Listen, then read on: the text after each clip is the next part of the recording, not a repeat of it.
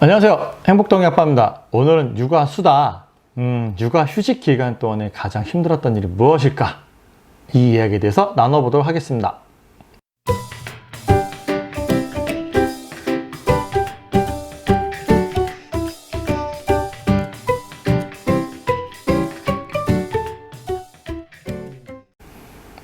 자,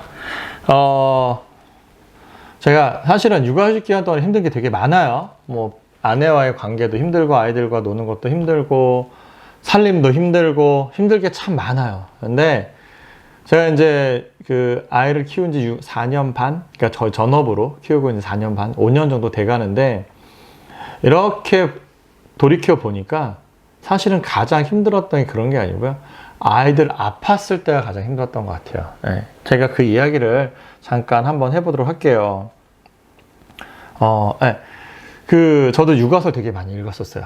결혼하기 전에. 육아서 많이 결혼하기 전이래요. 결혼하고 나서 아이가 태어나려고 하니까 육아서를 많이 읽었단 말이에요. 그 육아서들한테 그 육아서에서 다 얘기를 하죠. 최소한 36개월까지는 부모가 아이를 키워야 되고 어쩌고 이렇게 얘기를 하는데, 맞벌이를 하잖아요.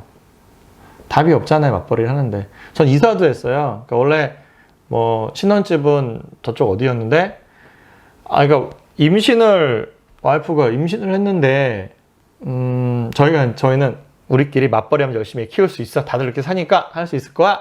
라고 마음을 먹고 다 알아봤어요. 그랬더니 첫 번째 걸렸던 게 어린이집이죠.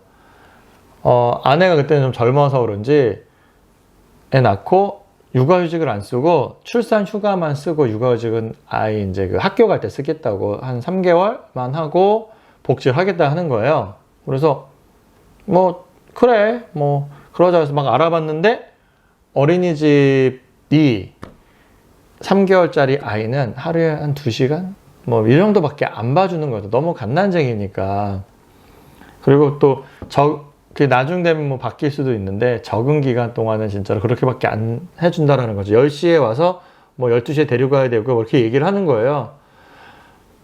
지금도 어떨지 모르겠는데, 구립 이런 거는 그때 들어가기 어려웠고, 민간 어린이집은 너무 갓난장이라 오래 봐주기 어렵다 이렇게 얘기를 하고, 어떡해요. 아내랑 막 고민하다가 입주도우미를 쓸까 아니면은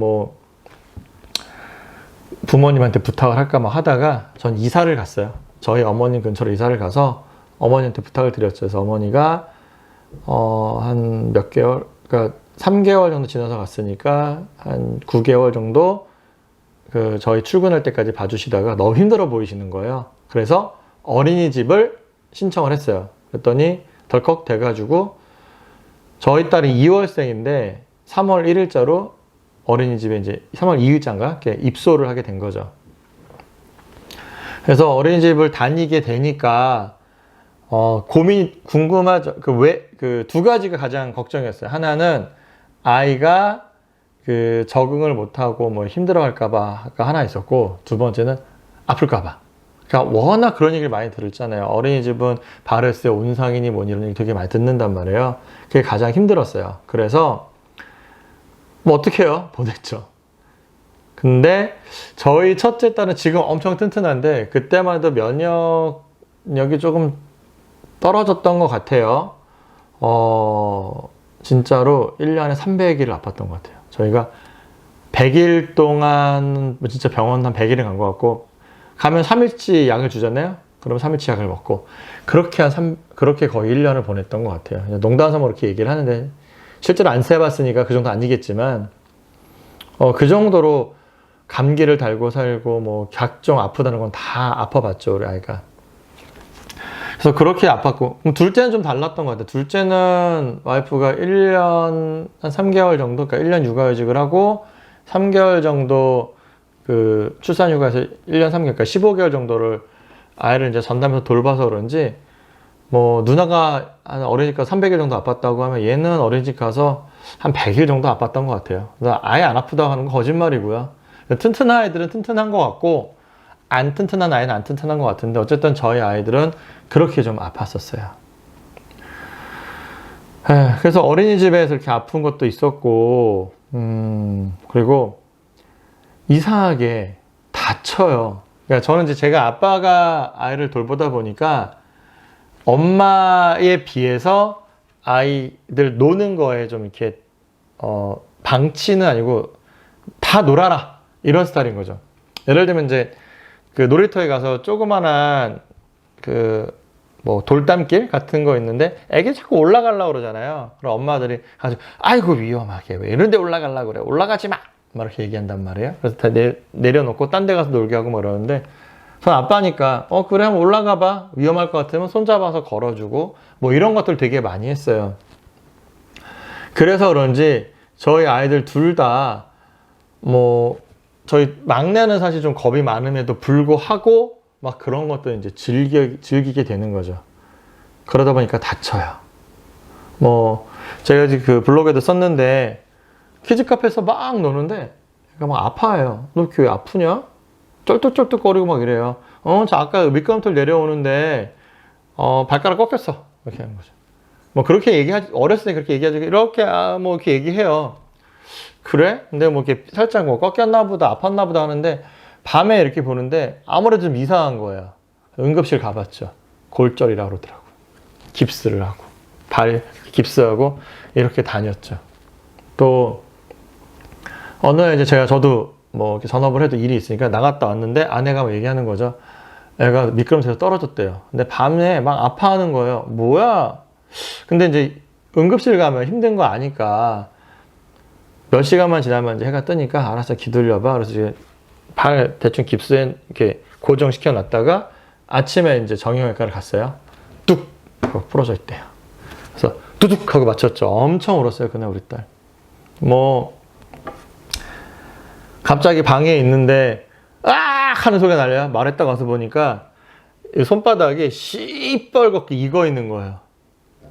그러니까 유튜브에 글루건을 가지고 노는 게 되게 많이 한동안 유행이었나 봐요. 그래서 글루건을 가지고 막 만지다가 그 글루건 덜 익은 상태인 거를 손바닥을 빡 잡은 거죠. 그랬더니 이렇게 익은 거죠. 또 병원 가서 붕대 감고 또 한 2, 3주 있었죠. 그렇게 계속 다치는 것 같아요. 그럴 때마다 이제 가슴이 아파요. 그나마 이제 얼굴이 아닌 게 다행이다라고 생각을 했는데 얼마 전에 이제 우리 아들이 한 건 하셨죠. 저 이렇게 보고 있었어요. 보고 있는데 그 얼음땡 뭐 이런 걸 해요. 하다가 우헤헤헤 뛰어다 앞에 애랑 꽝 부닥친 거예요. 하고 있는데 부닥쳤으니까 저도 뭐 뛰어갈 수가 없잖아요. 부닥쳤네 딱 봤는데 피가 줄줄줄 나는 거죠. 이게 뭐지? 근데 이렇게 파여 있어요. 저거 그냥 메디폼 같은 거 붙이고 좀 있으면 되지 않을까? 뭐 이렇게 있었는데 뭐 이게 좀 많이 파여 있는 것 같아가지고 소독하고 그래도 혹시 모르니까 응급실을 가봤어요.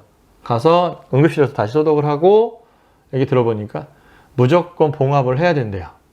에? 봉합이요? 아니 별로 안 까진 것 같아. 이거 봉합하지 않으면 패인만큼 흉터가 생기고 봉합을 하면 그 봉합한 그 한 선 있죠. 그 선 라인만큼만 흉터가 생기는 거죠. 봉합해 주세요. 봉합 안 된대요. 왜요?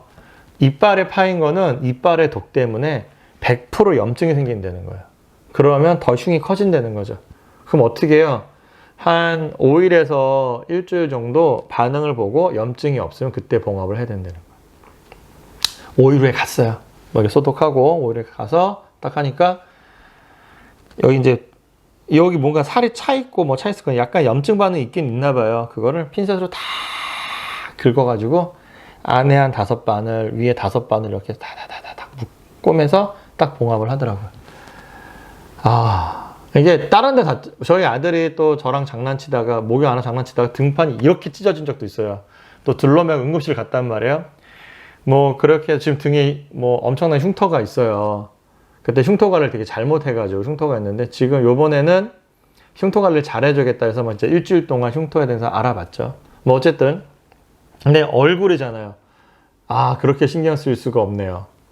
지금부터 한 6개월 정도 제가 좀 뒤져보니까 미니멈 3개월이고요. 6개월 정도 흉터 관리를 해줘야 흉이 안 질 수는 없는데 작게 진다고 하더라고요. 자, 그렇게 막 아파가고 다치고 하니까 되게 가슴이 아프죠.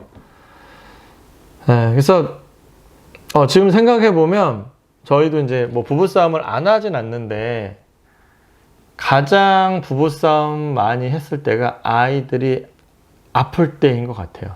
아이들이 아파서 내가 막 신경 쓰고 있는데 옆에 있는 사람이, 그러니까 우리 아내가 신경을 덜 쓰는 것 같다. 그러면 아니 애가 이렇게 아픈데 왜 신경 쓰지도 않고 막 이러냐, 너는 뭐 하는 거냐, 뭐 이런 식으로 이제 대화가 되는 거죠. 싸우게 되는 거예요. 그렇게 하면 안 되는데, 분명 이 사람도 가슴 아파하는데 그거를 그러니까 표현도 안 하고 어떤 액션을 어떻게 액션할지 모르는 액션도 안 한 건데 왜 너는 액션 안 하냐고 그러는 순간 싸우게 되는 거잖아요. 그러니까 저희도 그런 식으로 좀 많이 싸웠던 것 같아요. 요번에 이제 아들 이렇게 깨지고 나서도 아내랑도 한번 투닥거렸죠. 역시나 그렇게 되는 것 같아요. 그래서 육아휴직하는 기간 동안에 여러 가지 힘든 것들이 있는데 아이들 아픈 거 가장 힘들었던 것 같아요. 그래서 여러분들도 뭐 육아휴직하는 엄마들도 있을 거고 아빠들도 있을 거고, 이게 약간 딜레마예요. 아이들을 건강하게 놀게 해주고 싶은데 그러다 보니까 계속 다치는 거죠. 그렇다고 안 놀게 할 수는 없잖아요. 그래서 어른의 자제 그리고 어른의 관찰이 중요한 것 같아요. 다칠 것 같으면 사전에 조금 차단하는, 왜냐면 아이들은 자제를 못 하잖아요. 그러니까 요번에도 제가 쳐다보고 있었는데 설마 했더니 다쳤잖아요. 그래서 다음에 또 그런 일이 있어서 아이들이 과열이 됐을 때는 제가 중간에서 조금 과열을 가라앉히고 놀자라고 얘기를 할 것 같아요. 네, 오늘 그 육아수다는 여기까지 하도록 하겠습니다. 저도 맺힌 게 많아 더 얘기하고 싶은데 다음 이야기는 다음에 할게요. 아이들과 행복한 하루가 되십시오. 감사합니다.